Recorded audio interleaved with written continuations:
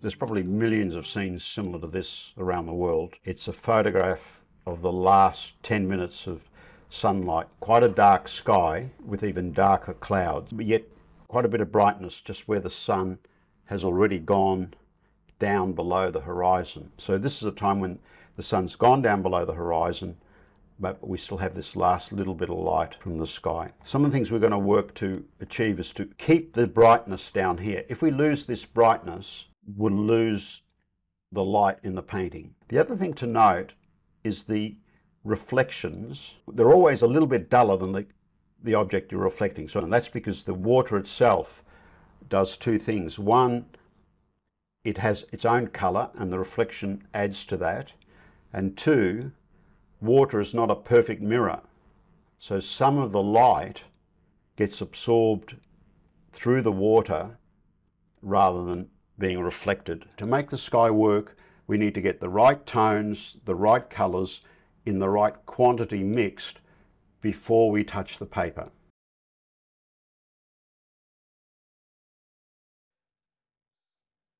Now, I'll just wet the paper before we start mixing the paints. The other thing too, I will use a lot of paint when I'm painting this painting. You know, if you're going to paint a dark watercolor like this, you have to use a lot of paint. So if you're a bit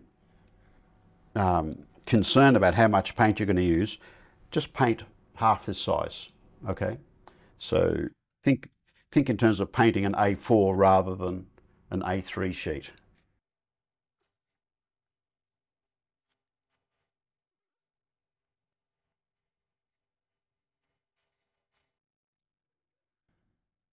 Just let that sit there for a bit. So if we look at the photo, we've got this dark blue, think of it as a navy blue, going into a brighter blue with a bit more pinks in it, and then some oranges and even a little bit of yellow around here. So we've got to mix those colors. But you know, if you look at it, what's the most we're going to need? The blue, okay?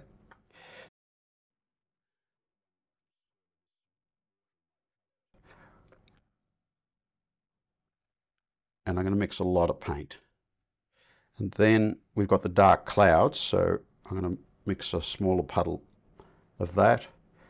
Then we've got a little bit of the orange, or maybe the pink there, and the orange here.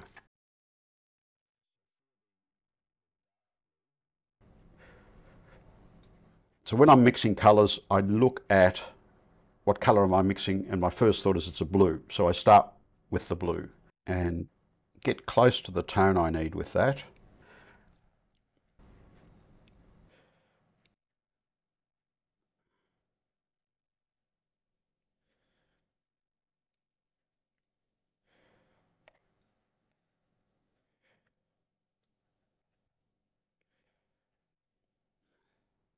And I don't know if any of you noticed, but until I put paint in the water itself tends to pool. So here it's sort of sitting in a little puddle like this. As you add the paint seems to alter the composition of the water, so it flows a lot more. And now it's filling up this whole area with paint. Now let's just test that. It's going to need to be darker than that, but we can start adding some of the other colours. So I'm going to add a little bit of permanent rose.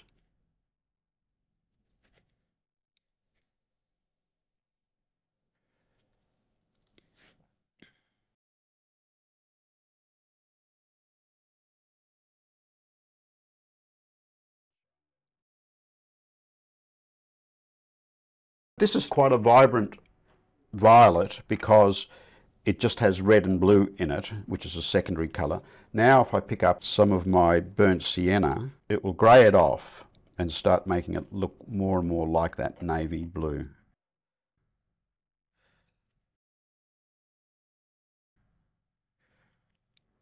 All the while making the tone stronger, because all I'm doing is adding more paint, I'm not adding any more water.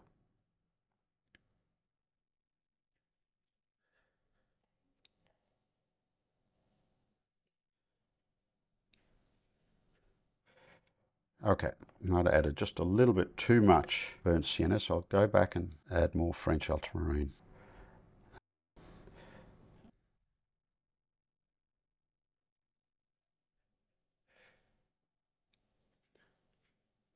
And that's pretty good. Okay, so that was the colour we wanted. And we'll leave that there. And then here, we're going to mix the same colours, only we're going to have an even stronger tone.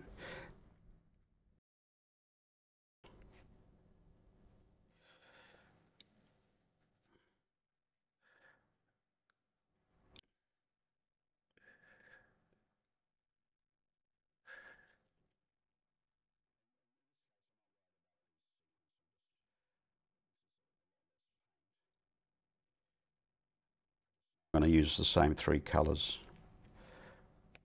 Most of it is French ultramarine and burnt sienna.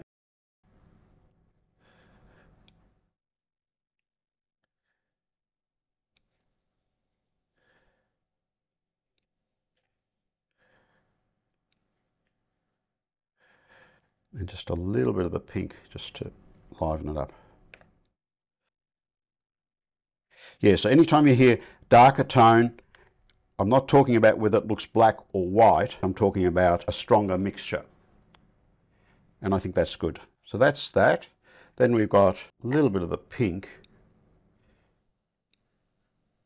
but it's not a bright pink anyway, so I'm going to begin by adding just a small amount of French ultramarine to it. More of a magenta colour, and it might be a bit strong. So I'll add a brush load of water, and that's probably good enough. And then here we've got the orange,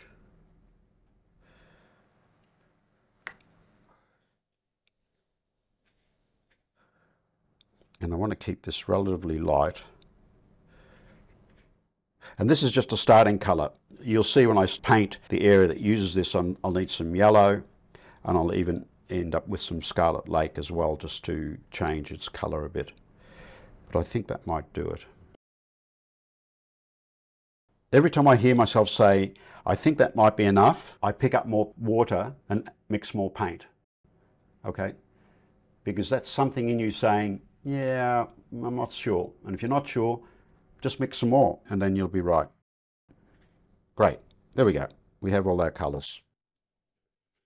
And you can spend as much time getting that right as you want, because it's only when I turn the paper over and I start painting that the clock will start. Now I'm just giving the paper some more water.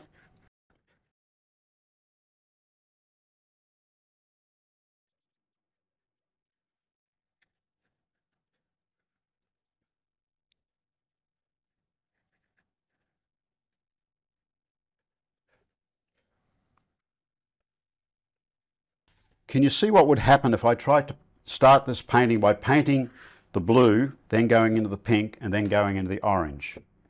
What will happen to the orange? All the blue will just flow down into it. So to paint this, at this stage, I paint it upside down, okay? That way, the brighter colours will flow into the darker colours and preserve our light. And if you're doing this, it's really handy to turn your reference upside down. If you leave it like this and try and paint upside down, I don't know about you, but my head gets into a spin. So you just turn it upside down, and that will, instead of you painting a sky, you're just painting an abstract shape.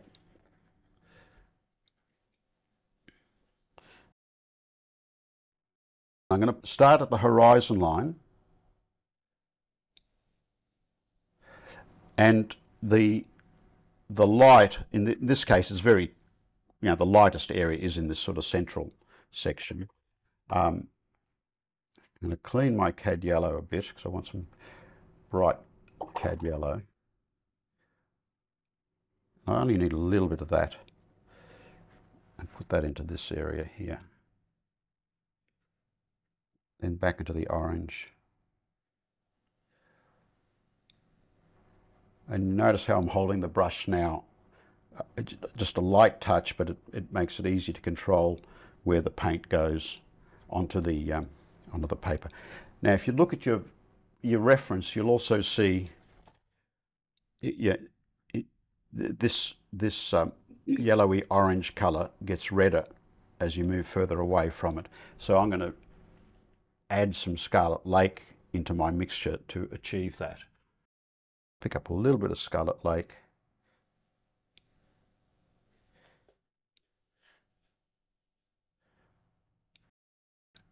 Make that a bit redder.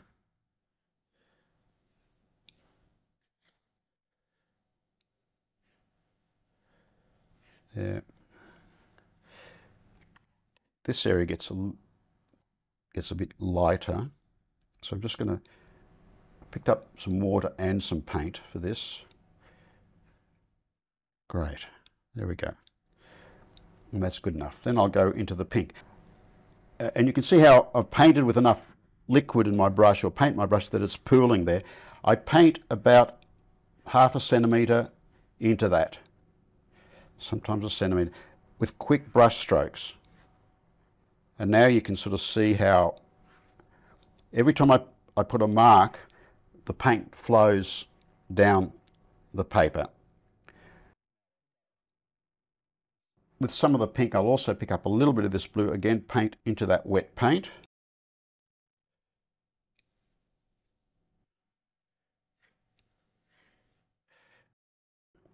Now I'm going into this thicker paint. I'm going to drag my brush to the edge of the palette to take out about half the paint, and then I'm going to dip it into water. So now I've diluted that. Maybe a bit more paint, a bit more water.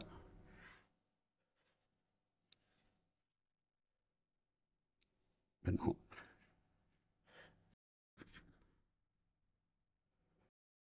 Hair in the wrong place. And now I'm just going into just the paint itself. And sometimes I'll paint, you know, more than 1/2 centimetre into the wash beforehand. And you can see, because I've mixed all this paint, I can just pick up big brush loads .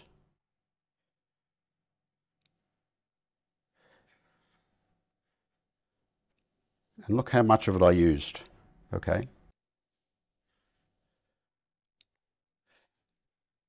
Now I'm just going to get rid of some of this paint along the edge, because it can come back and flow back into the paper if you're not careful.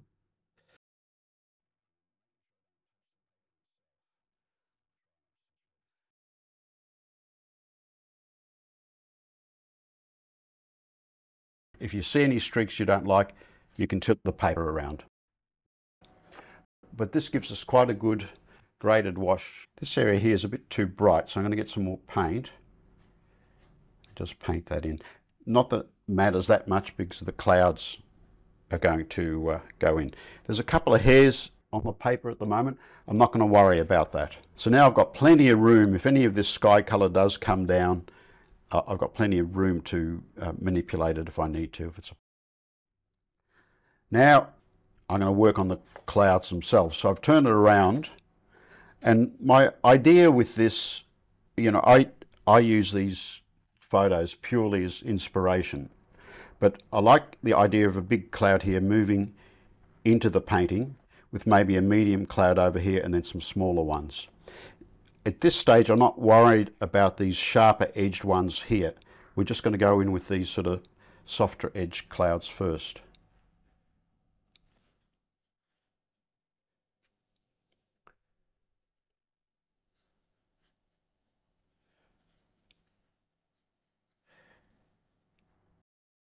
And I'm just dropping the paint in, but I'm leaving room for the paint to flow, because I don't want to create a solid mass. I want it to flow, but still leave little hints of gaps in the clouds. And I'm going to have a big cloud up here. And these marks, some are horizontal, some are more vertical. some are at an angle. The main thing is not to make them all the same. If it looks like, you know, you use the same brush stroke throughout the whole sky, it won't work for you. Then I'm going to have a smaller one here, and then maybe a mid-sized cloud coming through here.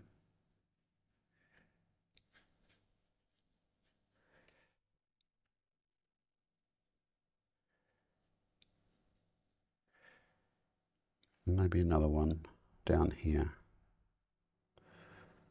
I'm just looking for an interesting pattern, okay?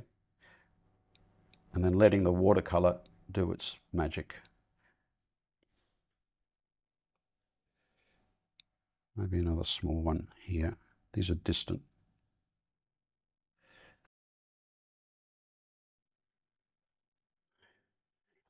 Then just get another smaller brush and pick up a little bit of the permanent rose.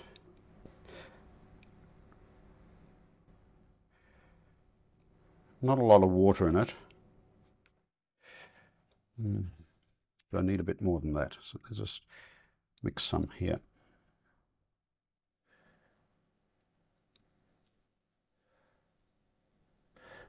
And here and there, underneath the cloud, I want to put a hint of pink.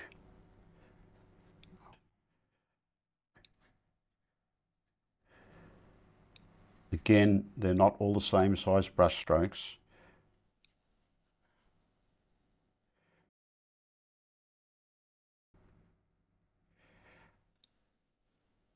And maybe every now and then something on the top. Now this is spreading a little bit more than I would have liked, so what I'm going to do is I'm going to turn it this way, because I don't want these darks just to flow down. And I want them to be a bit more horizontal at the bottom.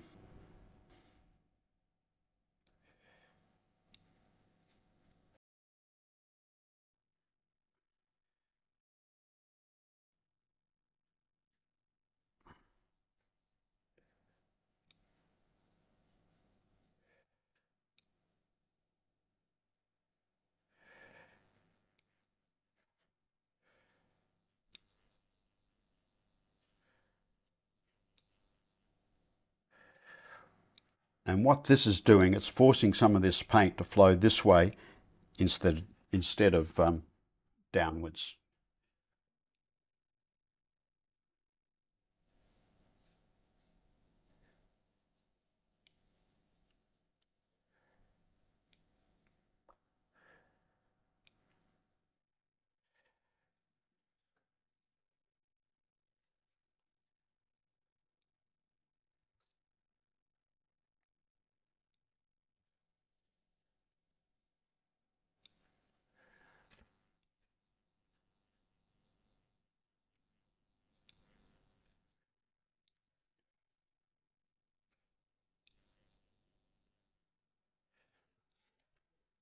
Okay, that'll do.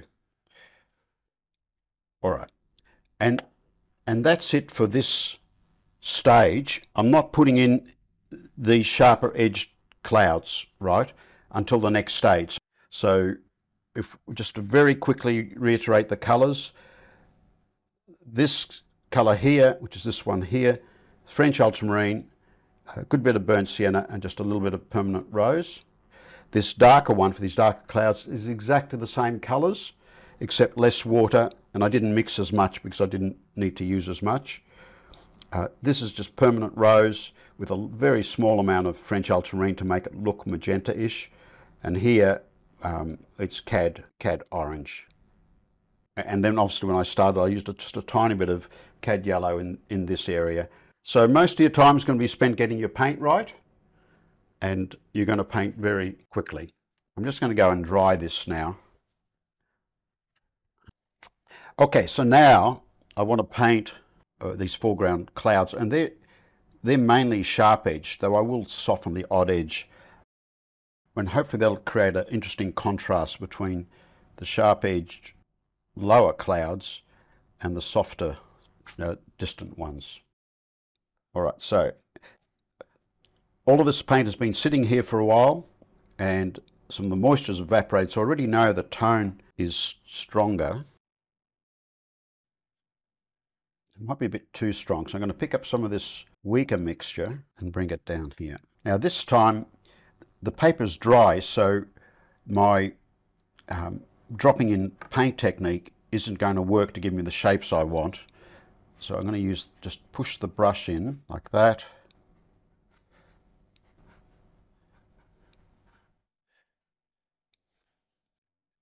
And just use this pushing action, and these few little hairs, you can just sort of see them there. They're what are giving me broken edge that you see on the edges of the clouds. And then we might have another one here. And I'm using this to also break up this transition between these darker clouds and the lighter area here. Every time you paint something like this, it's going to be different. I have a little bit of a cauliflower on this edge. Let's just fix that.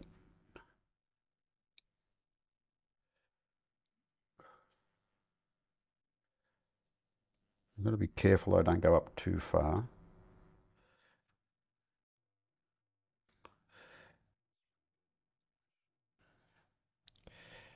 Then we've got some smaller clouds lower down.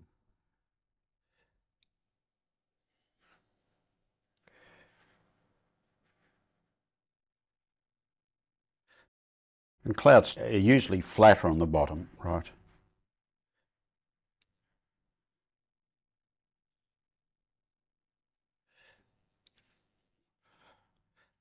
I'm resting this part of my hand on the paper. I don't want to press hard on the paper.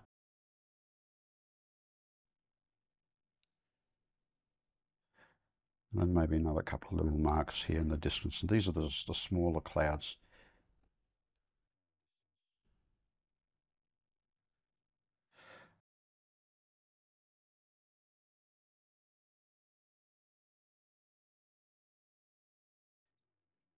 Don't want that one to be quite so strong. I just want some very small distant clouds.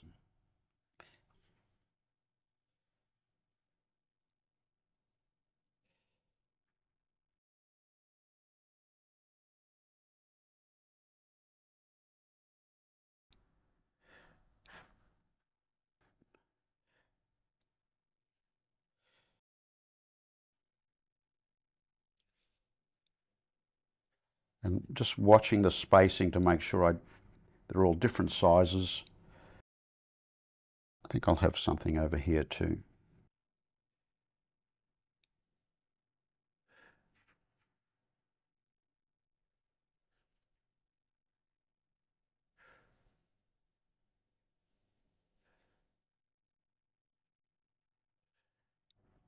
Sometimes you need to go in and soften some of these edges, but frankly I'm quite happy with what I've got there, so I'm not going to adjust them in any way. Now we've got this distant hill. We might use this lighter coloured blue here, which is what I had up there, but I don't want it to be quite so blue, so I'll pick up some of this orange. Maybe a bit more orange. Really, I'm just using this orange as a well of moisture for diluting my paint. And also because there's orange in the sky, you can use it to mix these other colours, because some of that orange would be shining down into the distant hillside.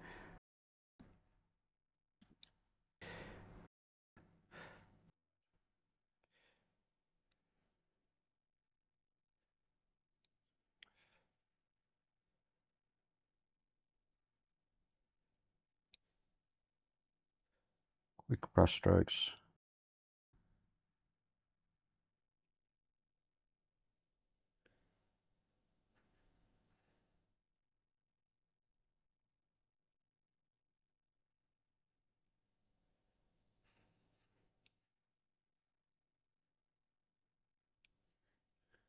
And I'm leaving little glimpses of untouched paper in the distance. And that could be reflected light, could be waves hitting the shoreline, just to make it look a little bit more interesting. And now we'll go into these trees. These trees are closer and consequently their tone will be darker.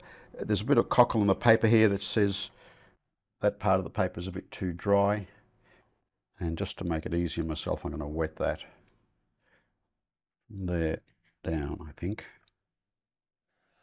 Have to be a bit careful at this stage.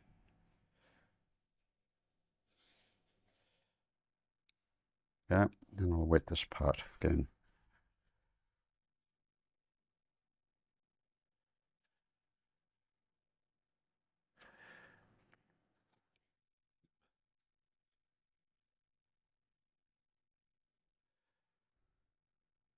Now I'll just use my size 8 brush for this. Take out most of the paint. And that makes it easier to paint these small foliage shapes.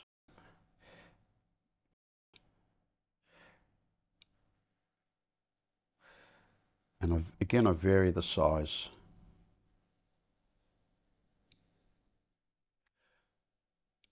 All I'm trying to do is create interesting patterns of foliage, trees.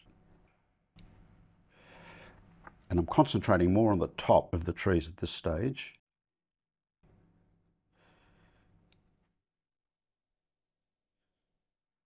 Just barely touching the paper.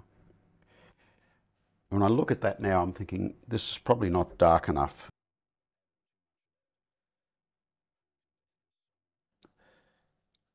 Get some more French ultramarine, burnt sienna, maybe a little bit of this orange.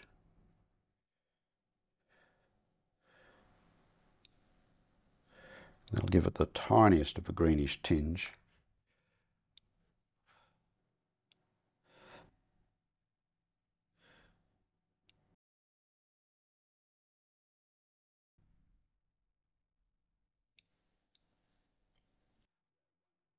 Now, as long as I use the same technique, I'll still have some lighter and darker areas here.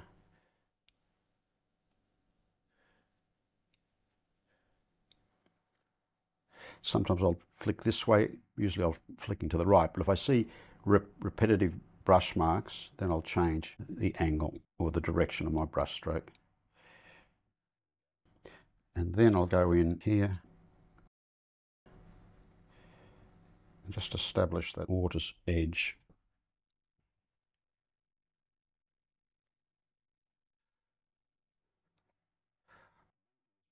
Because this is closer to us, it has to dip down below that distant hill.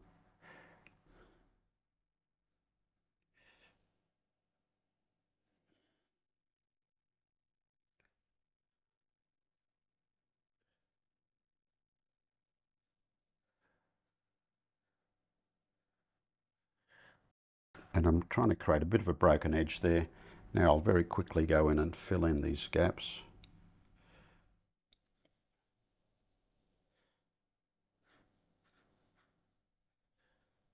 I'm going to do this before it all dries.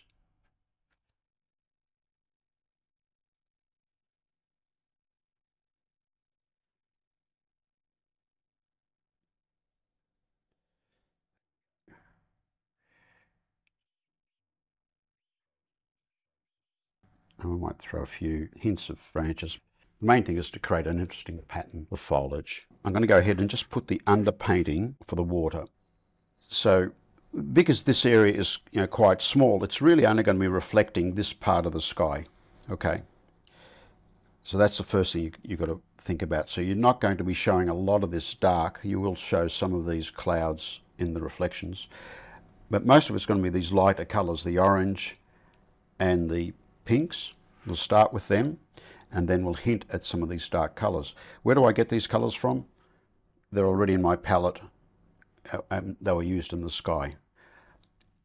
Usually reflections of light objects are darker, so the reflections of this area will be a little bit darker, a little bit duller, and then reflections of dark objects are going to be a little bit lighter. So these clouds, being they're quite dark, their reflections are a bit lighter. If I look at the orange here, I've got some of this blue that I dragged across, and that will serve to dull that. Now that I've done it, I can see it's dulled it too much, so let's go back. We'll leave a little bit of that there. I need more water anyway, and then we'll add some orange. When you're at this stage of the painting and you're going to do the reflections, you don't look at the photo. And the reason for that is your painting is different than the photo now, and what you're reflecting is what's in your painting. Now, this is a bit, I want this a little bit warmer, this reflection, so I'm going to add some Scarlet Lake to it.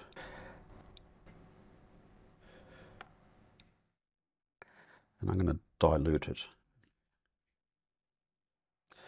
Now I want some more orange, a little bit more red. It really didn't need as much of this blue that was in there to dull it.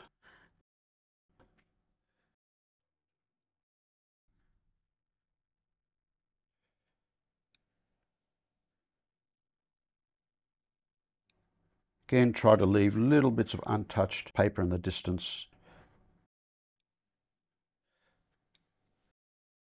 As I get closer to here, we have more of this yellowish colour, so I'm going to mix that into here.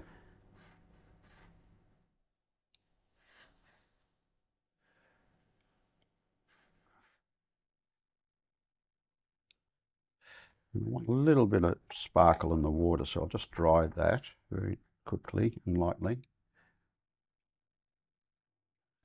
Then quicker brush strokes.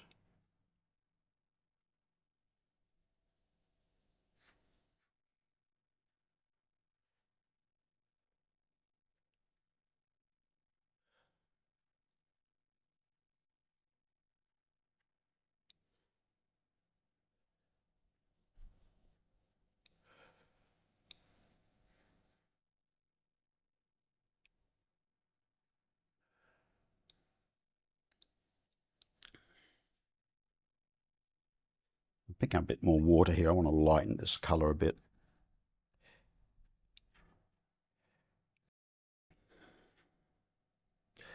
And then somewhere around here we would have had some of the pink.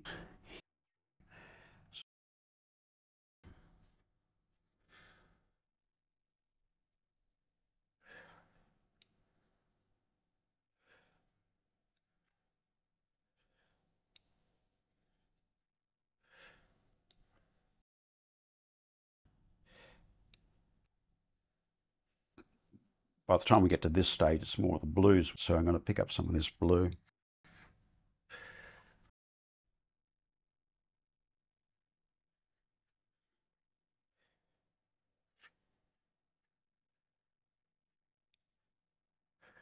Quick brush strokes. Okay, so this is sort of the underpainting, but while it's wet, I want to drop in reflections of these darker clouds. So we've got this dark paint here. Leave gaps. Now, I know there's some sand here. I'm not worried about that. I'm painting through that, and then the sand will just go over the top.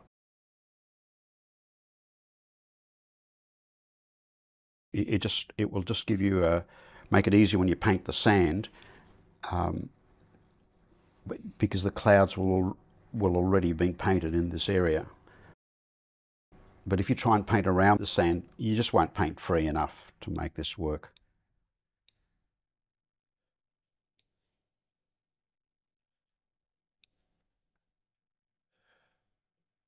And obviously a lot of this is going to disappear in the sand anyway. So I just want enough reflections there that sort of people can say, oh yeah, these are actually reflections of those clouds or whatever.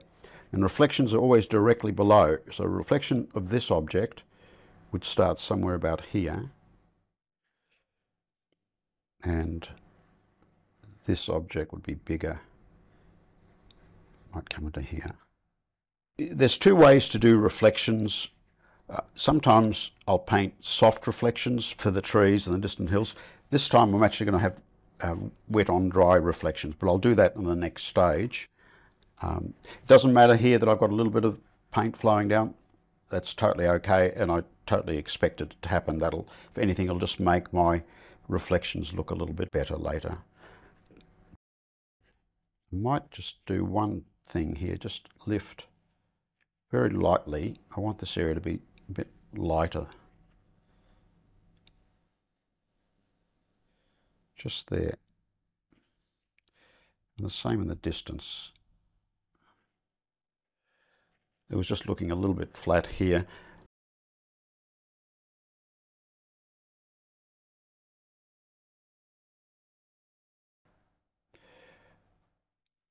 You know, looking at the photo, I thought, oh, look, there's a little bit of light in the distance.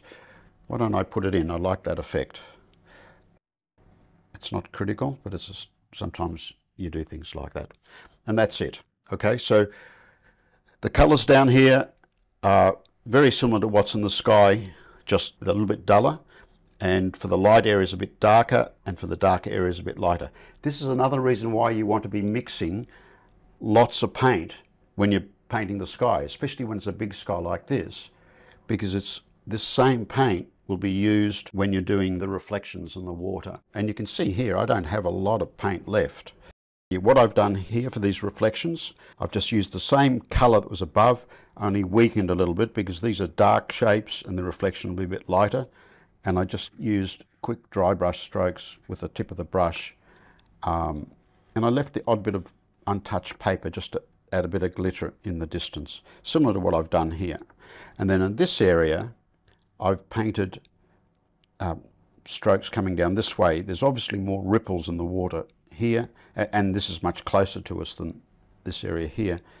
And I've just dragged the brush this way, and then also then filled in some of this gap here, so that the broken edge is just on the edge, not in the middle.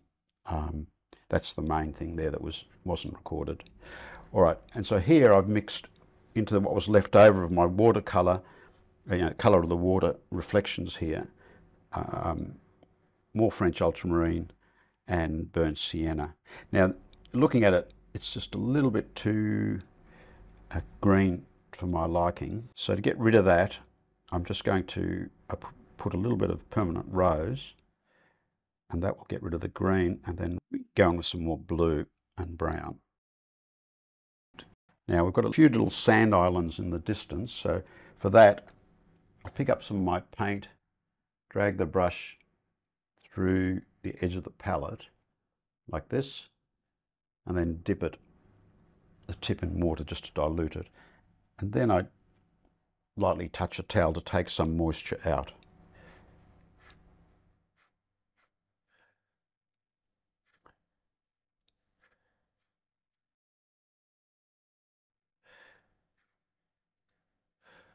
There's just a few little sand islands, just for interest. Same over here.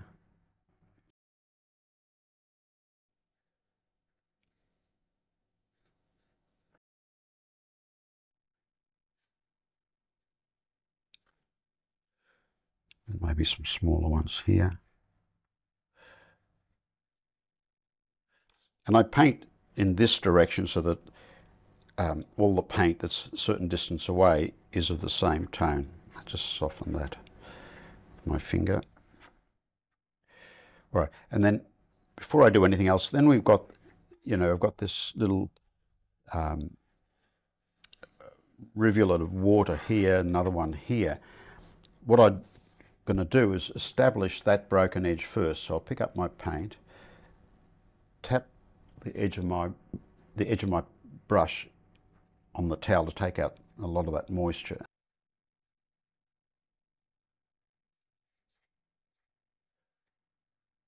And then I'm going to just create some broken edges, just some variety. You don't want them all to be too regular.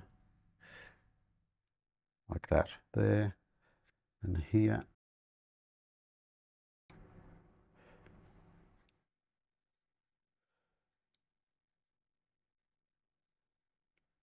There we go. So they're the broken edges in the water. I'll soften a few marks. And then I can paint the sand. There'll still be some broken edges along the edge of the sand, but now we're going in with much thicker paint.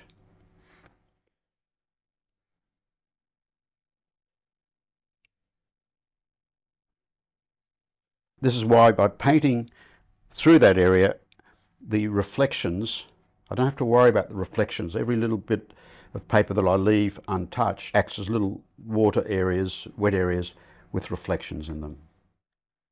Now here,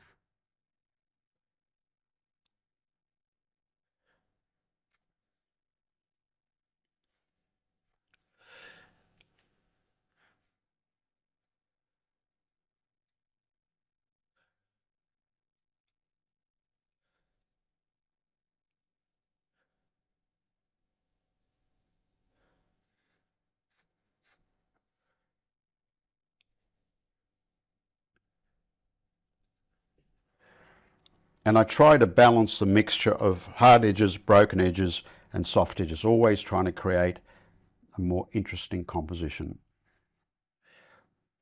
And when and a lot of that is what I like, you know, so what's interesting for me may not be interesting for you.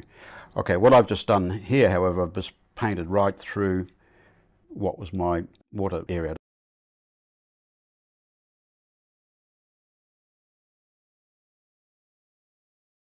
So I'm just going to re-establish it a bit further over here. Then I'll go in with some harder edges.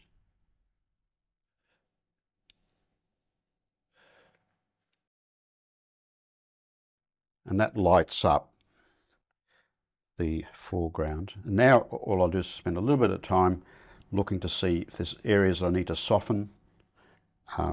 Maybe I'll mix some darker paint here. You can see I used all of the paint.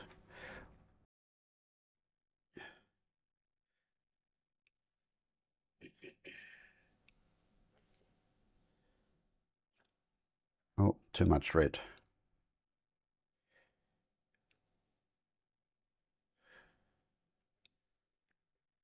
And these little marks are just so that the sand isn't totally flat. And because it's wet, the paint will flow and hopefully create some nice shapes. Like here, I might just soften that edge. And softened edge on sand just means, you know, the water has is flowing on it.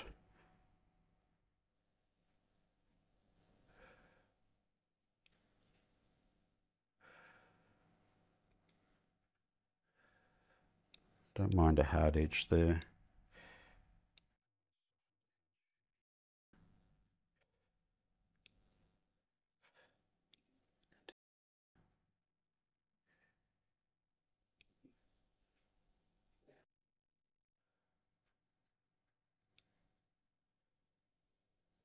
Just a few extra little marks.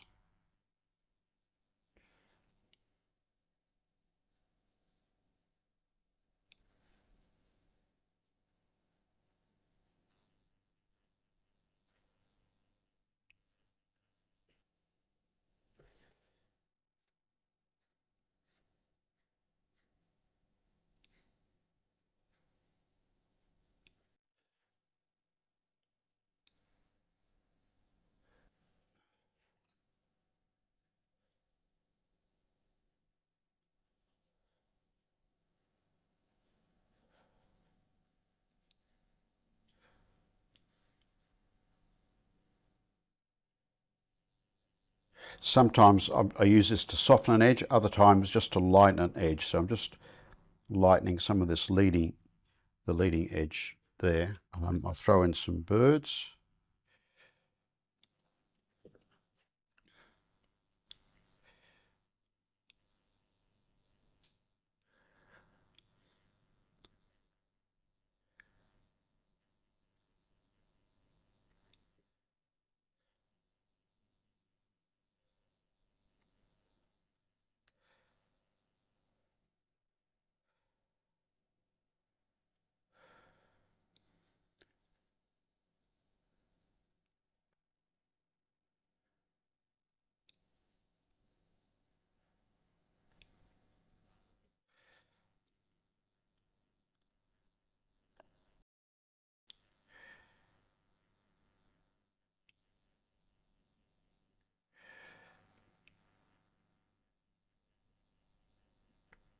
That'll do. And then when it dries, I'll sign it probably over here This is one time when the signature isn't going to make a lot of difference to the composition because it's so dark down here anyway.